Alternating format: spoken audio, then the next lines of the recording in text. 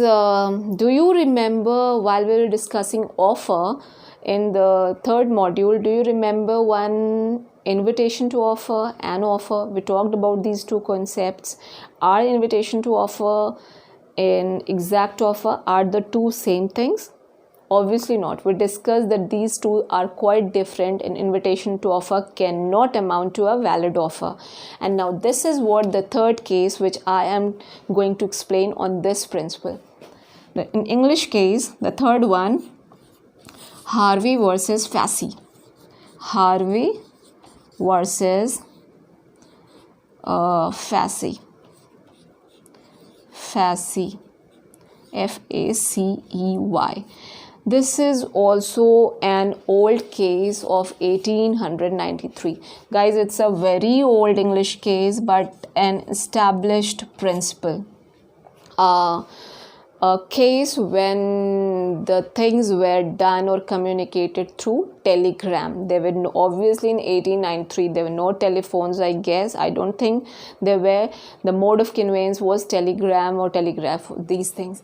So in this case, what happened, the plaintiff writes a telegram to the defendant.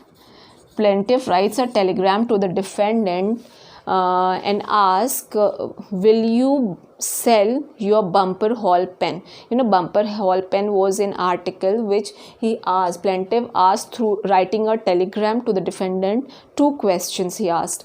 One was, will you sell your bumper hall pen? Will you sell me your bumper hall pen? Okay. And one more thing he asked, bumper hall pen, and one more thing he asked, telegraph lowest cash price. So what telegraph lowest cash price? Cash price. So Mr. Plaintiff inquired about two things in his telegram from the defendant. That first thing, he just asked, will you sell your bumper hall pen to me? And the second thing he asked, telegraph the lowest cash price. Now to which Mr. Defendant replied, and that too also from a telegram, that the lowest cash price is rupees what? 900 pound.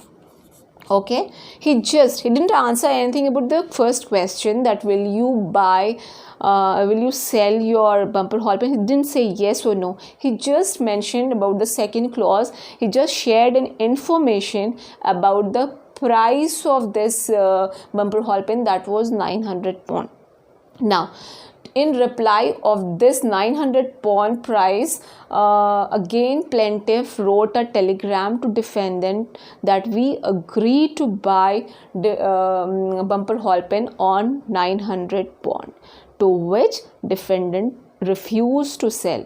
He said, I didn't offer you anything, you asked the cash price, I just shared the information, and sharing the price does not amount to offer. Now Mr. Plaintiff was very angry and annoyed. He went before court of law, and then again the court said that no, the sharing of price by defendant of 900 pound, he didn't say anything about his intention to offer. He didn't offer you anything. Rather what you said, that was what he said, just sharing of price information, that is just a business information which he has shared, and not more than that. And this is nothing but an invitation to offer, an offer to negotiate, and nothing more than that. So the offer and invitation offer shall not be confused with. These two are different concepts, and invitation to offer does not amount to a valid offer so as sufficient to conclude with acceptance. After an invitation to offer, there needs to be required a fresh offer. So this was a very important and leading judgment on the issue of offer and invitation to offer. Now after this, the next case Okay guys, we have seen the Harvey versus Fassi case, and now the next case which I'm going to discuss is also an old case, and that is also like Harvey versus Fassi. This is in case of 1893, an 1893 case. Okay, this is also an old English case. I'm definitely going to change, this marker in board. 1893, this is a case, Carlyle versus Carbolic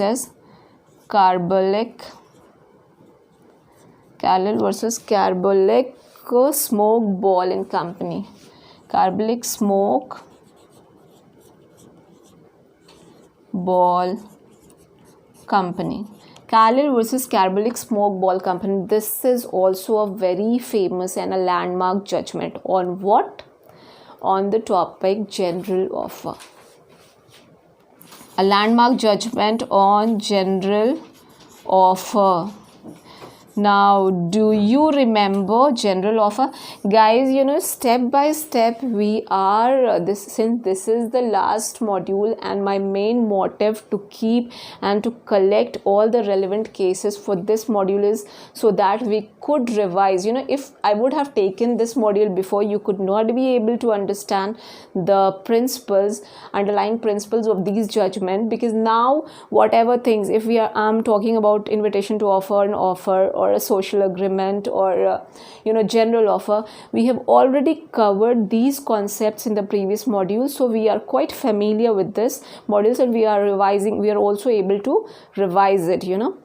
General offer, what was that? Obviously we have read the general offer was something which is made open to a public at large, and the communication, what was important, the communication of this general offer was not required as such, and it is sufficient if the parties come forward and perform the conditions required as per the terms of this general offer. So it is sufficient. No individual person is required to come individually and look, I am accepting your offer. This is not required. If they come forward and satisfy the conditions of this contract, that is enough. That amounts to a valid acceptance. So this is what we are going to see here, the same principle. One Carbolic Smoke Ball Company makes and brings out an advertisement in their in a paper that whoever takes the carbolic ball, carbolic ball was a gaseous substance or a ball like something which was required to be inhaled. Then carbolic, in that advertisement it was mentioned that whoever takes this carbolic ball 3 times a day for 2 weeks, So if anyone who takes this carbolic ball made by this company for 3 times till 2 weeks, and despite of taking it accordingly, he suffers from he or she, whatever the person, suffers from the influenza, then they will reward them 100 pounds. Okay, how much they will reward them? That was an offer made in the advertisement, that whoever comes forward and take this ball accordingly, that is 3 times for 2 weeks, and then they get influenza, they will be given 100 pound as a compensatory amount. And for this, they further said that they have already submitted 1,000 pound as a as a money required for this offer with the bank account. So they will be given this 100 pound to each whoever comes forward. Now accordingly, one Miss Carlyle, a girl, Carlyle, comes forward. She has taken the smoke ball accordingly for 3 times for 2 weeks, but despite she got infected with influenza, she comes forward and claimed for this 100 pound from this Carbolic Smoke Ball Company. Now what? Now Carbolic Smoke Ball Company withdrew.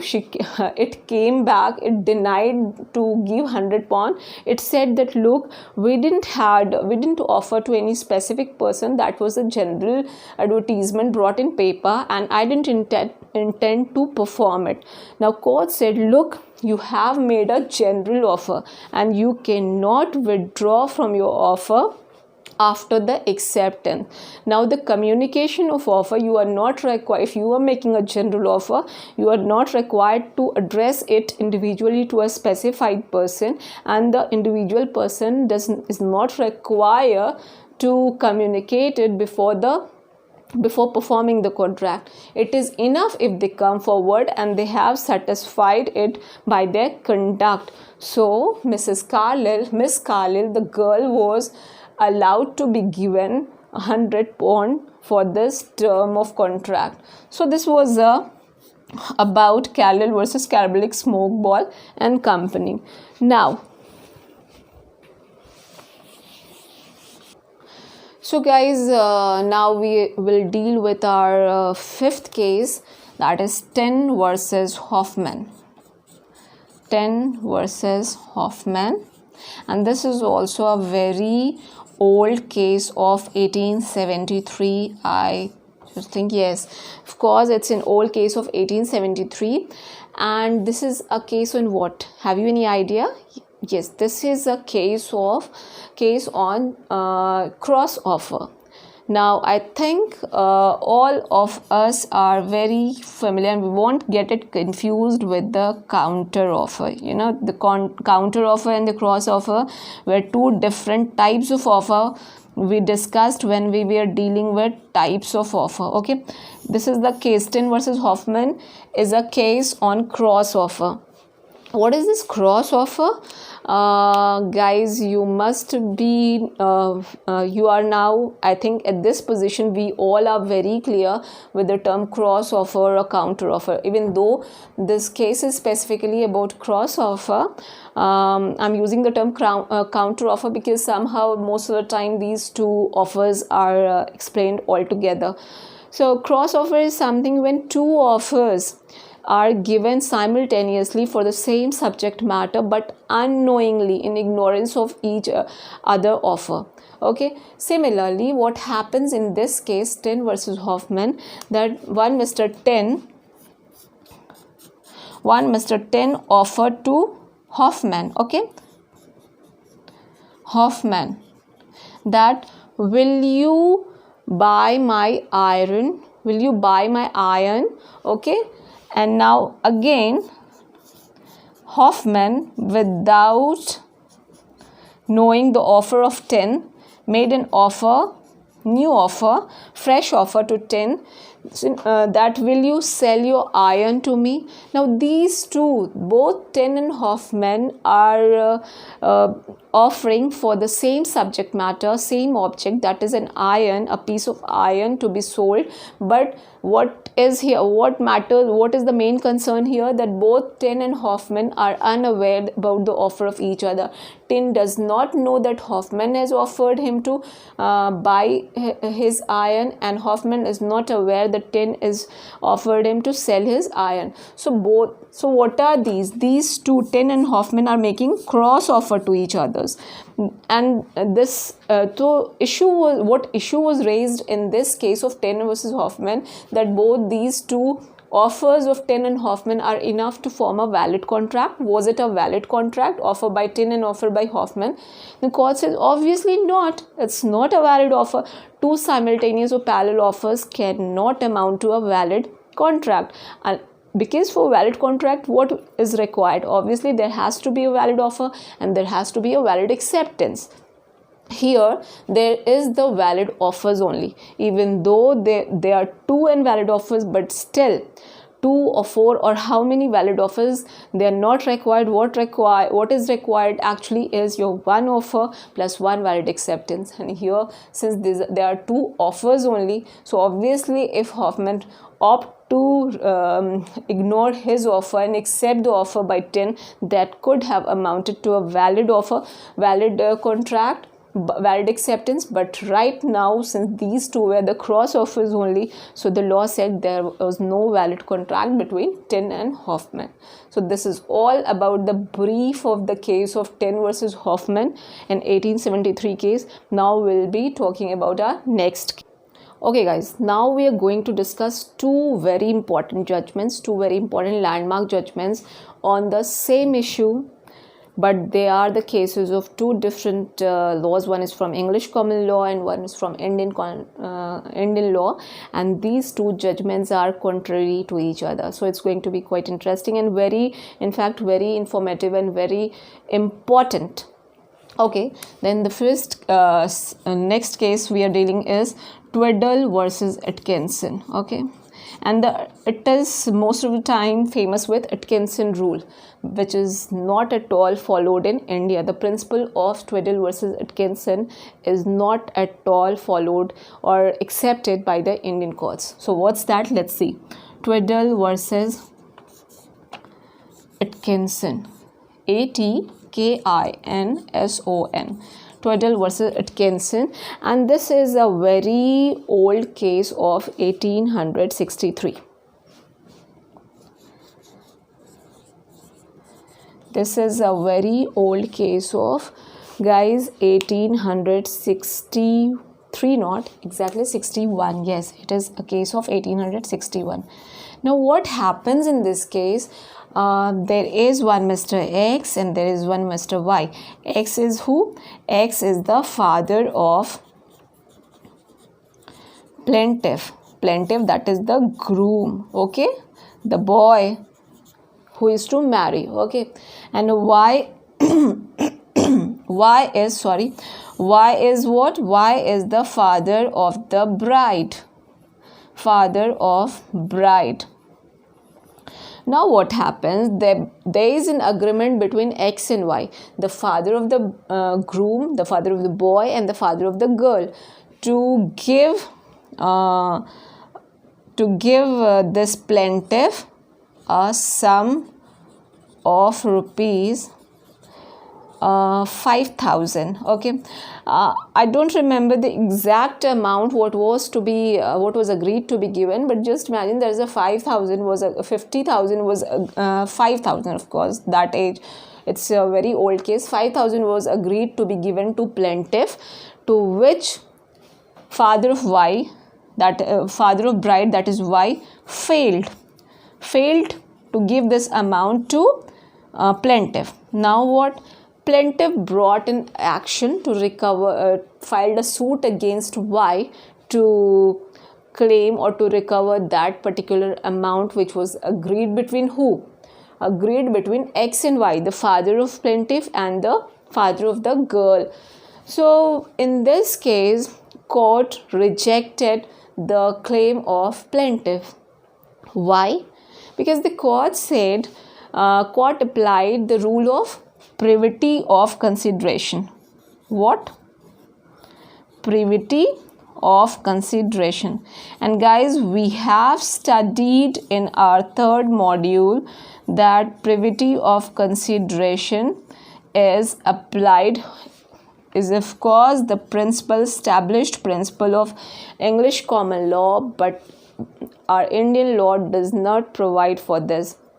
Section 2D clearly mentions that once the consideration is paid, that is immaterial who has paid it. It can be either from the promisee or any other party. So it can be even this plaintiff. It can be even this X. So anyone from it can be from any other party as well. But English law is very rigid to that. It says that only the parties to contract can pay the consideration, and nobody else can claim the contract even though he is a beneficiary to contract. So beneficiaries are not allowed to claim the benefits of the contract. So this was what about Tweddle versus Atkinson, but this principle is not at all applied by the Indian courts, and to which we have a very, very landmark judgment, Ramaiah versus Chennaiah, which we will deal just now. Okay guys, now we are going to see the Indian point of view on privity of consideration. Indian point of view, we have a landmark judgment, that is Chennaiah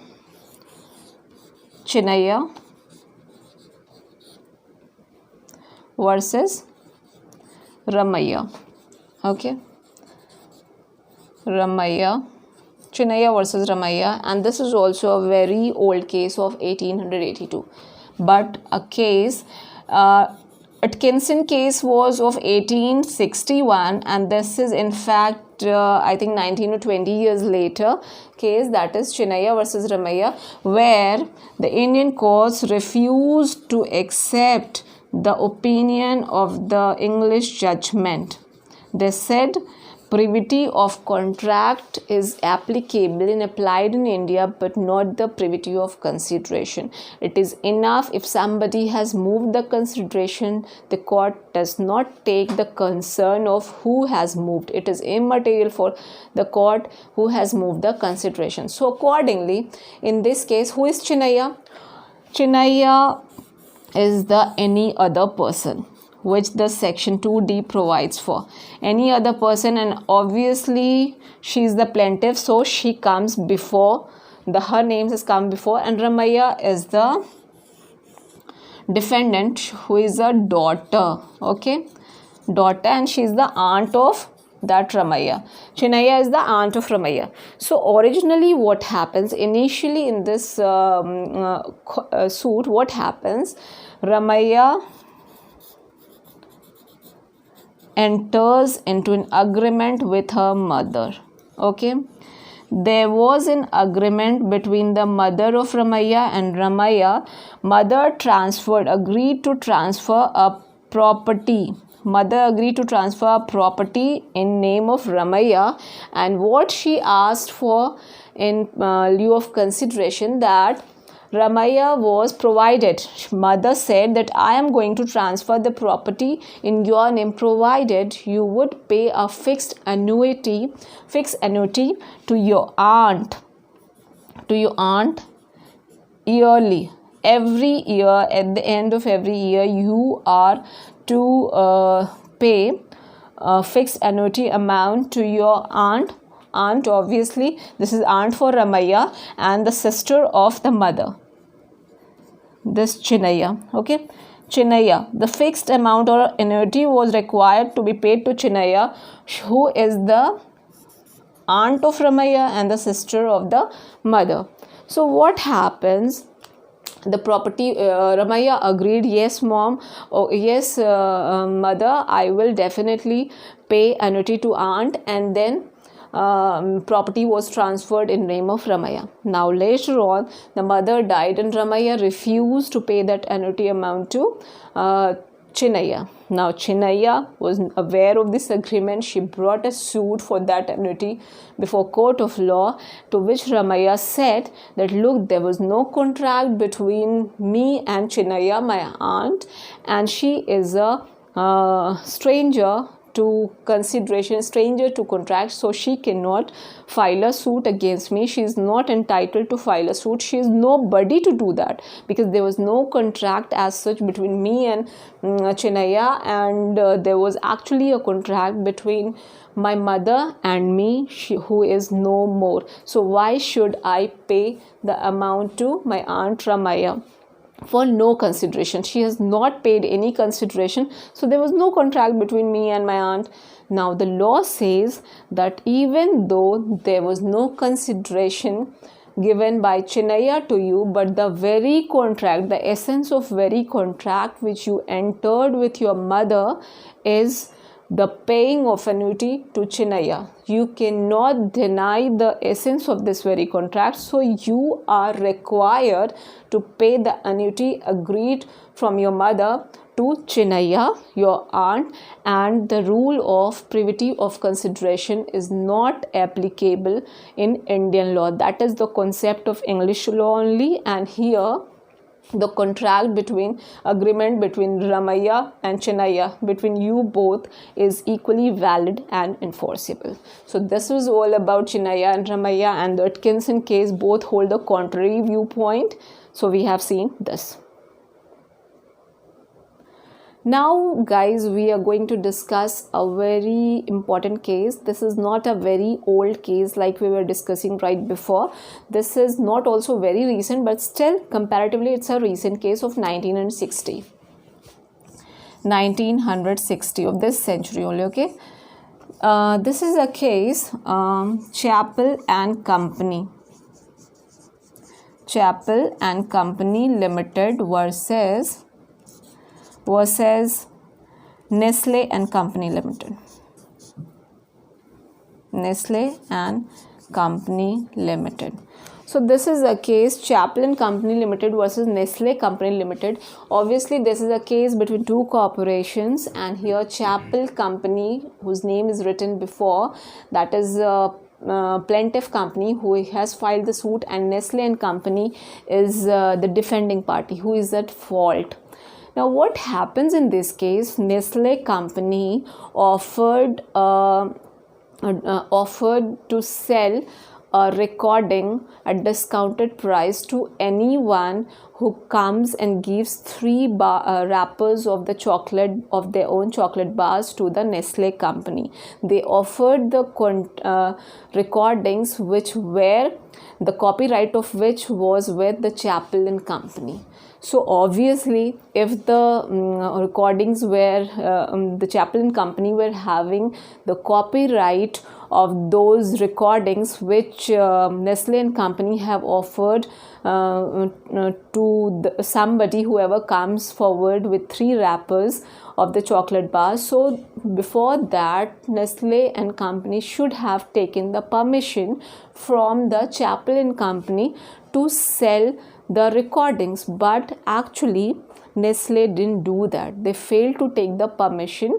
They skipped to take the permission, in fact, from the Chappell and Company, for which Chappell and Company brought a suit against the Nestle and Company to seek injunction to stop them from sale and manufacture of those recordings.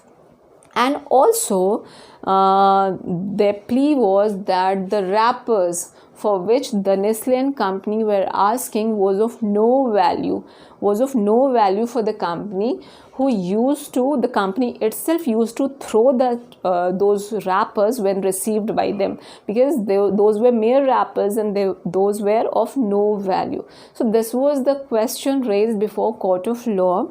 Now guys, before I tell you the actual judgment of the court, do you remember one thing? Did I discuss something regarding this when we were talking about the concept of consideration under 3rd module? Yeah, did I say that adequacy of consideration is not required by the Act? Did I say that only if the consideration is sufficient, that is enough for the court does not take the concern regarding adequacy of the consideration? Yes, of course, we said and we discussed it in detail. And now what is the same thing here? The court has decided, court said that, look, no value of consideration is quite irrelevant. That doesn't matter. It depends on the party to choose any condition, any consideration suited to them. It can be anything. Just what is required, it is sufficient, and that is being asked out of the free consent of the parties. If the Nestle is wishing for those willing to take those 3 chocolate bar wrappers, it's enough, it's a valid consideration. So the question of consideration was rejected, and it was held that adequacy of consideration is of no importance before court of law, before law in fact. So even if I just suppose, and in fact I think the court is justified in telling that, and the law, the Contract Act is also very clear about this principle. Of course, if I am having an iPhone, I just want to give it to my friend just for a nominal price of rupees 2000. That is my will. Nobody has got right to question me that, unless and until I have given my mobile phone out of my free will to my friend. So this is what about the adequacy of consideration in the Chappell and Company Limited versus Nestle Company Limited. Now the next case, okay guys, the next case which we are going to discuss is on the very recent topic which we have covered in our 3rd module. In fact, that was end of the 3rd module, so I'm calling it a recent one. that is regarding misrepresentation and fraud. The two concepts we have, section 17 and 18, we have read altogether. That is, one is intentional and one is not. So what is the defining criteria between misrepresentation and fraud? Even though both are misstatement and both are addressed to some person, so what was the defining criteria? That was something intentional, and the other one, that is misrepresentation, was unintentional, that was innocent. Something stated which was not true, but the person stating it believed it to be true. So this is what the concept we are going to deal with in the landmark case of Derry versus Peek. Guys, Derry versus Peek. This is a case of the year 1889. Guys, citations I'm writing because these citations, obviously if you're not from legal background, that is not very important for you, but still you must at least know to understand the chronological order of those cases. When you sit in exams, in most of the net exams papers, most of the competitive papers, they ask you to arrange the cases in a chronological order as per the year of their judgment. So from this point of view, the citation are important. So guys, Derry versus Peek is in case of 1889, and what happens in this case, there is a company who puts in advertisement in the paper that they are entitled, they are going to start their they are going to run their tram by steam engine, and to which they are empowered, and they would replace it with their horsepower. Now what happens, actually they were the consent to start the steam engine was actually with the panel of the Board of Traders, and ultimately with the government consent, to which they didn't make a mention in their advertisement, because they actually thought that they would get the consent of the Board of Traders, and that is nothing more than a formality. So they made an advertisement, and the shareholders bought the stake of the company, believing on this statement issued in the prospectus, not an prospectus is actually an advertisement by the company. So this was the statement issued by the company in the prospectus, and the shareholders purchased the stakes of the company. Now what happened, when they the company applied for the consent of Board of Traders, they refused it, and the company was liquidated due to the refusal of the consent of the Board of Traders, and the company wound up. Now the shareholders who purchased the stake of the company brought a suit against the directors of the company. Now what happened? Do you think the court would have declared the directors of the company guilty for the misrepresentation, for the statement given by them in the prospectus, issued by them in the prospectus, which was not actually true?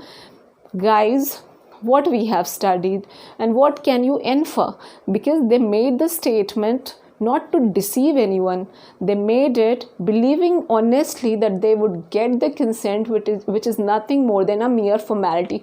But actually they were not very sure. They didn't confirm that. So it was, even though it was a misstatement, but that was not intentional. And the one misstatement which is not intentional is what? Of course not fraud, but misrepresentation. So in Derry versus Peek, court clearly said that the directors of the company cannot be held guilty for fraud, for their misrepresentation in their prospectus. So the claim for fraud was rejected. So finally, the last case which we are going to deal is, okay guys, the last in the final case which I am going to take in this module is the case of the Mohri Bibi versus Dharmodas Ghosh. Guys, this is a very, very famous, and I've already told, just we were covering it in the last in the fourth module, and I have already said that the Mohri Bibi versus Dharmodas is an established principle, the first established principle on the minors agreement. Whenever, in whatever the book, wherever on the internet or anywhere in the magazines, if you have any topic regarding minors agreement, you would find this case for sure, the reference of this case for sure, because this is the established principle on the concept of minors agreement. So what is this case? This is a very interesting case, and in fact my favorite case, Mohri Bibi versus Dharmodas Ghosh. Dharmodas Ghosh. It's a 1903 Privy Council judgment.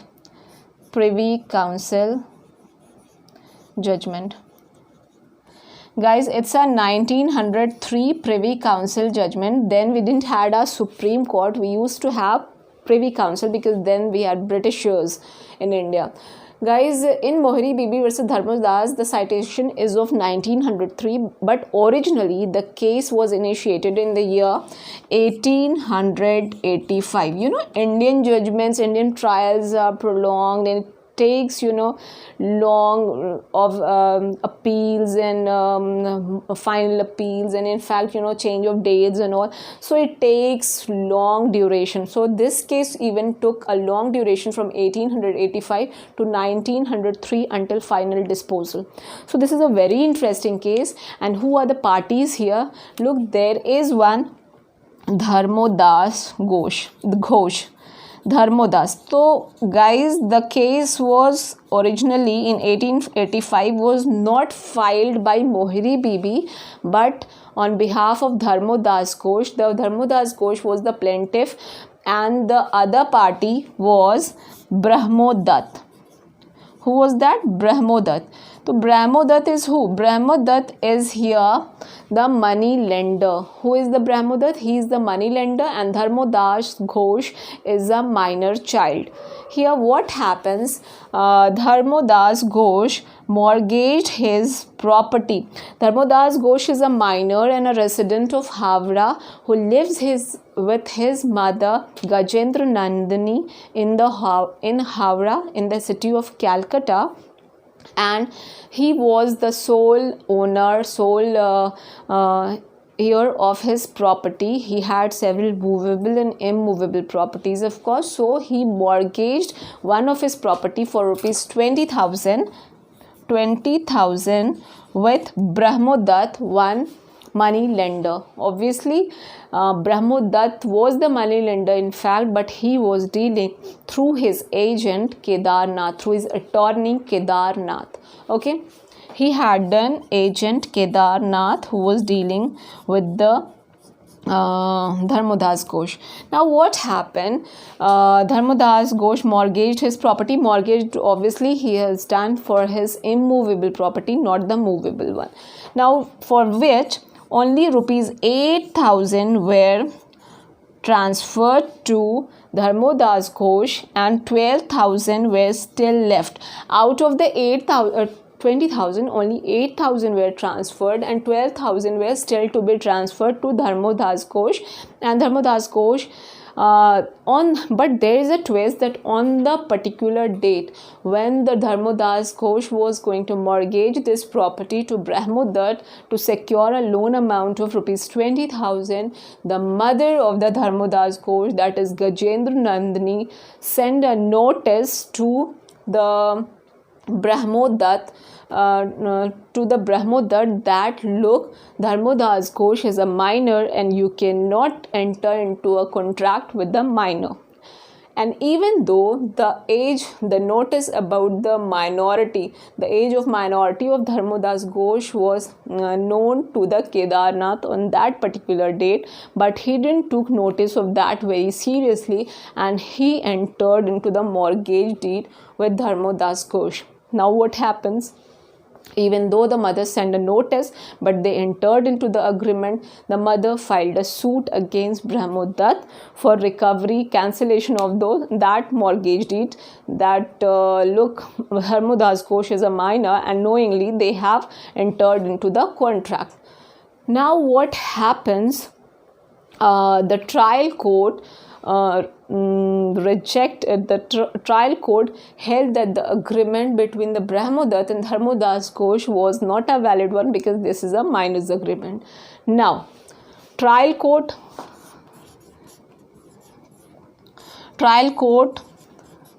rejected the plea of what? Brahmodat, that they should not be allowed to cancel the mortgage deed since this Dharmodas Ghosh, the minor, has fraudulently misrepresented his age. Court said whatever reason might have been, but still that is a contract with minor and you cannot enforce a contract which is void ab initio. Now, the trial court gave this judgment in favor of Dharmodas Ghosh. Now again, Brahmodat, not satisfied with this, they moved to Calcutta High Court. They brought this case in appeal before Calcutta High Court.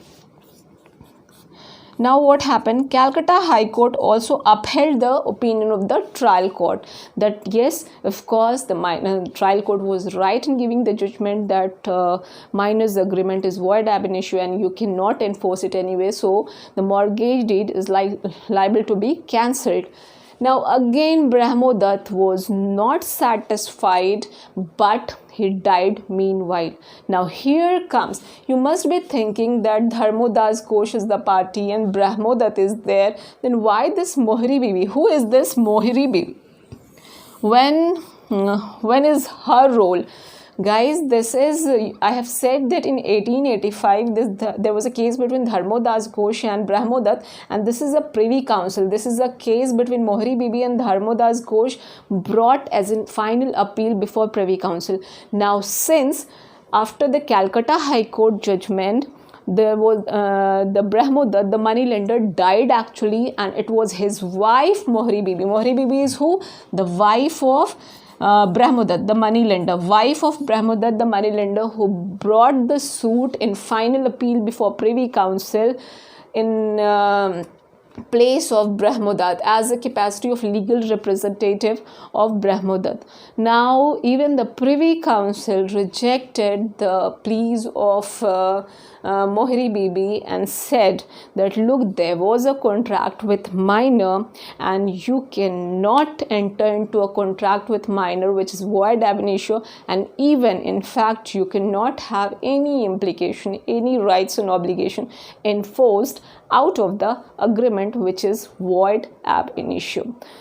The court, I have said, mentioned when discussed when I was talking about the minors agreement effect, that not even section 64 is applicable, which talks about that section 64 of Indian Contract Act, which talks about the voidable contract and not the void contract. And since the plea of section 64 was raised by Mohri Bibi for restitution of all those benefits, rupees 8,000 taken by Dharmodas as an advanced money to be restored, court said look, that is the section 64 talks about the voidable contract and here the contract with minor is void, so section 64 clearly does not apply.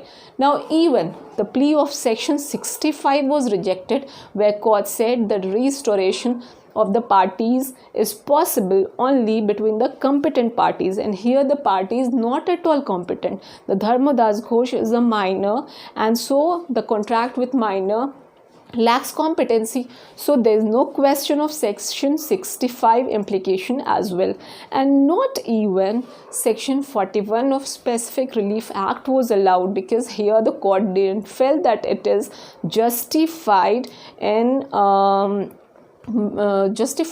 bringing out an obligation which is against the interest of the minor. So guys, this Mohini Bibi versus Dharmodas Ghosh is established principle, and it is this case only where the conflict regarding the contract of the minor to be void or voidable was settled. Here the court clearly declared that the contract with minor is void ab initio and not voidable. But prior to this case, there was a confusion before court of law that whether the contract between minor is void or voidable.